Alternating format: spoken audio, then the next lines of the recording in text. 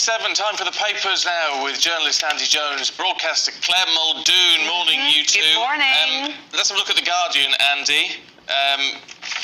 What's going on with GPs? It's amazing, isn't it? You get all this money to do scientific studies, and then you come and tell people what they would already know. But the University of Cambridge has said seeing the same GP improves patient outcomes and is also good for timekeeping for GPs. Who'd have known that? So apparently going to the same GP who's familiar with you and he says, oh, Stephen, I know about this, or Ellie, I know about this. It's good for your personal health, and it also saves time with appointments, because obviously the GP will be, oh, I know all about that. And also GP, if you're very lucky enough to get to see the same GP, as most of us don't, or even see a GP, you end up with this position where the GP has to then investigate what's wrong with you. The GP doesn't know who's a time waster and who isn't, and this sort of thing, because they're not familiar with their clientele. And obviously, last year, the huge problem with 4-week waits for appointments, 17.6 million appointments were 4 weeks, booked 4 weeks after they were originally called for. I mean, it's just absolutely crackers. Dr. Sharples, back in the day, used to know when I was a young lad. You'd have known your mum, your dad, your brother. It'd have been great, because then what they can do, if they know the community, they know the family, they'll know the circumstances, both financially within the family, domestically within the family, so they get a good hold over things. And there's a lot to be said about community nursing, community doctors, but unfortunately, our society is so broken, we don't have those communities any longer. It's a very transient population coming in and coming out. We don't have the same sustenance, we don't have the same ability to remain in situ in the same place, where children can go to schools, the local community can thrive, and parents can parent properly and underpin society. We just don't have that. And it's an absolute anathema. And there was reports, Andy, I'm sure you would have seen them as well, last week, that said that people are now taking more sick notes than ever.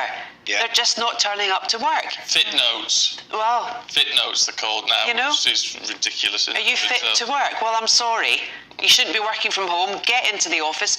That'll make you fit mentally and physically. And also, a lot of doctors would want to have this same relationship with their patients, wouldn't they? Because it makes it better for doctors. I mean, doctors don't want to be pulled around left, right and centre. Well, and as you say, we've completely eroded transient population. People can't afford to stay in the same place. We're a rental market, etc. It's difficult. Claire, let's have a look at the fundraisers for Great Ormond Street. Gosh, you know, they were used to call chuggers in the day, remember? If you walk past one in the pavement. Well, we're not talking about the pavement ones here, we're actually talking about the ones that are doing door-to-door sales. I didn't even know that was a thing. It is.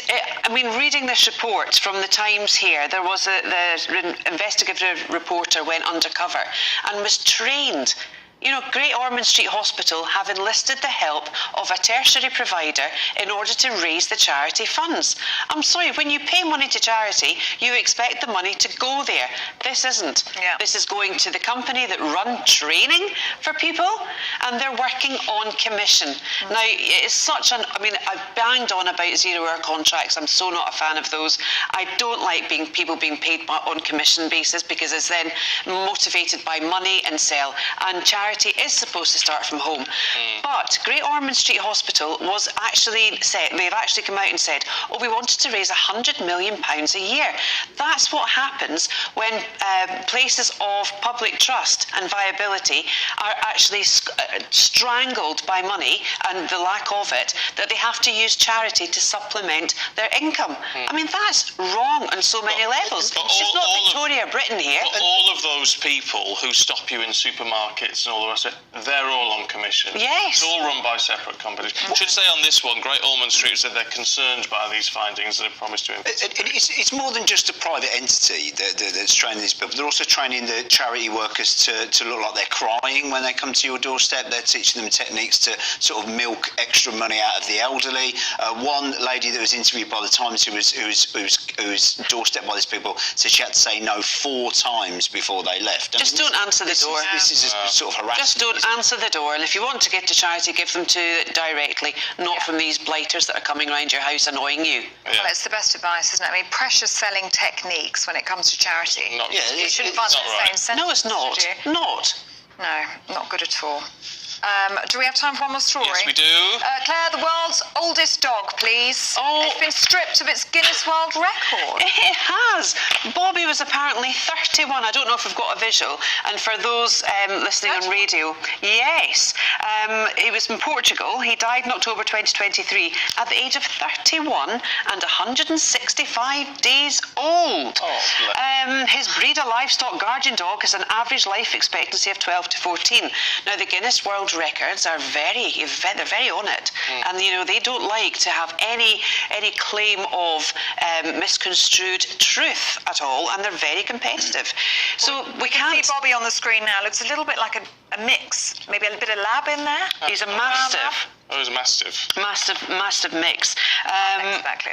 Yeah. So why did they strip the title? The Guinness World Record says The owner can't prove his age. there's no conclusive evidence of his age. But I mean, with people who have birth certificates, you don't have a birth certificate for a dog, do you? That's a good point. No, You but can't If you've ask got a him, pedigree can you? dog, you have. But the fact is, this has gone on for so long, and you can't. I mean, chipping only was brought in 2008, I think, to give any legitimacy to the actual age of a dog, of a canine. But anyway, he's been stripped of it. His the dog's owners in Portugal are a bit afloat with this. I wonder if they're going to get another one. The interesting thing about Bobby was he was only ever fed human food. He was never fed commercial dog food. That is Really? interesting. That's what they point down his longevity, and whatever you say, he's a very old dog. And they point to his longevity as living on a farm and eating only human food. Well, every dog has its day, eh? Depends what human food they were giving it, though. Maybe that's the trick. I mean, it's like But was it human food? They're not giving it Cocoa crisps and Puffs, Cocoa sugar Puffs, are puffs.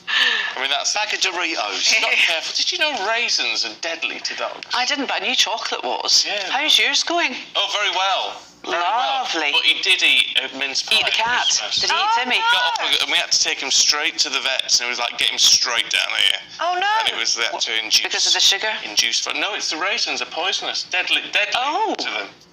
Oh, did he have to have his tummy pumped? Yeah, well, they make them Oh, sick. right. So that was our Boxing Day. Well, I don't know what Merry you're feeding Christmas. Merry Christmas. him. He is huge now. He is a Huge. big boy. See? Yeah. Anyway, on that note, Right, I'll tell you okay. more in the break. Thank you both. See you later on. Let's have a check on the weather for you with Alex.